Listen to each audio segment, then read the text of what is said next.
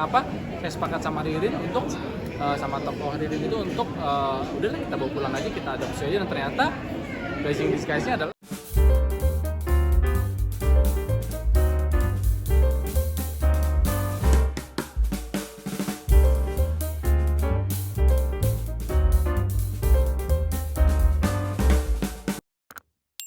saya berusaha berpositif thinking aja ya. Katanya gimana sih pendidikan untuk menjadi Menyenangkan ya, jadi kalau pulang itu ya capek-capeknya kita ada lihat dua anak perempuan yang yang bikin booster lah buat saya tiap hari gitu. Tapi waktu pertama kali itu sempat gadang-gadang juga ya? Kenapa? Sempat mengalami gadang juga pas wedding? Oh pasti, 2 bulan pertama ketika kan menyusui, kebetulan istri saya tuh direct breastfeeding gitu, jadi memang bener-bener nggak mau pakai botol dan mau pakai dot. Jadi ya ketika malam waktunya menyusui, setelah menyusui ya gantian saya lah yang gendong, yang segala macam. Ya itu menyenangkan lah buat saya.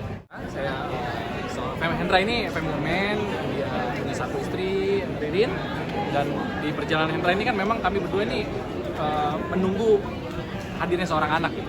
Dan tanpa sengaja ketika satu waktu saya sama Ririn pulang, ketemu sama anak kecil di pinggir jalan, entah kenapa saya sepakat sama Ririn untuk sama tokoh Ririn itu untuk udahlah kita bawa pulang aja, kita adopsi aja, dan ternyata blessing disguise-nya adalah ketika kita berniat baik untuk mengadopsi anak yang di pinggir jalan itu, secara perekonomian Hendra meningkat, kemudian juga akhirnya Ririn pun hamil.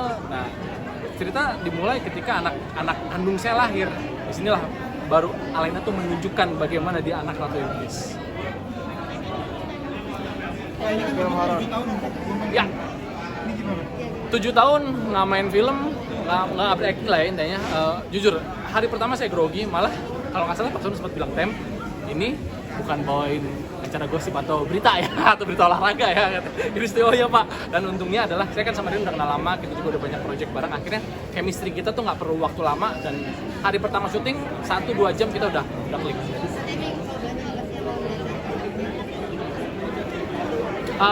Yang pertama, ini film pertamanya Arjuna Mega Film. Saya juga sudah berhubungan cukup baik dengan Pak Sonu, Bu Shalu, dan Bu Sonya. Dan yang kedua tadi, tokoh Hendra ini seorang pejuang 2 garis. Saya pejuang 2 garis, saya 6 tahun pejuang 2 garis, dan itu akhirnya oke, gue mau ambil filmnya. Karena jadi pejuang 2 garis itu nggak gampang. Tapi mungkin 7 tahun itu mana aja? Kenapa nggak akhirnya? Kenapa nggak mungkin coba-coba main? Sebetulnya tawaran ada, cuman kebetulan saya memang lagi fokus di, saya nggak perlu sebutinnya di mananya, di Mega Kuningan, di pihak Mega Kuningan. Kemudian memang waktu itu selama 7 tahun saya memang fokus di Entertainment Center. Kebetulan saya dikasih kesempatan yang sangat luar biasa di sana, megang olahraga, megang entertainment, dan megang musik juga. Jadi pas kebetulan 7 tahun setelah itu saya pengen coba refreshment gitu kan, datang tawaran dari Arjuna Mega Film. Beda nggak Kak? Beda sih kalau jadi presenter. Kenapa?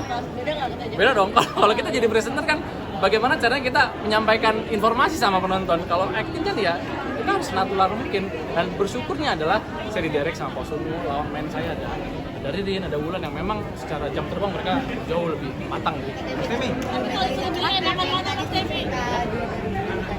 Ya. Oh, oke.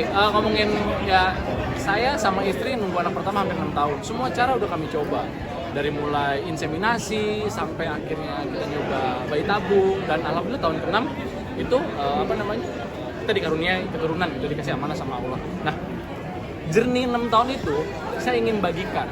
Saya juga saya masuk di komunitas pejuang 2 garis, dan kebetulan tokoh Hendra ini adalah tokoh di mana dia lagi menginginkan seorang anak. Jadi gimana ya, gejolak emosinya saya tahu banget lah bagaimana kita harus berjuang, karena bicara pejuang 2 garis itu kan bukan cuma istri aja, tapi harus selalu didampingin sama suami. Itu faktor emosional yang wah ini menarik banget buat saya.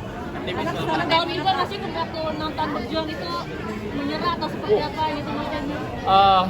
Buat saya mungkin itu ujian rumah tangga saya sama istri, di mana mungkin orang-orang jadi gini, jealousnya adalah ketika saya nikah nih, tiba-tiba tahun depan yang ke-1 angkatan nikah dengar informasi istrinya udah hamil.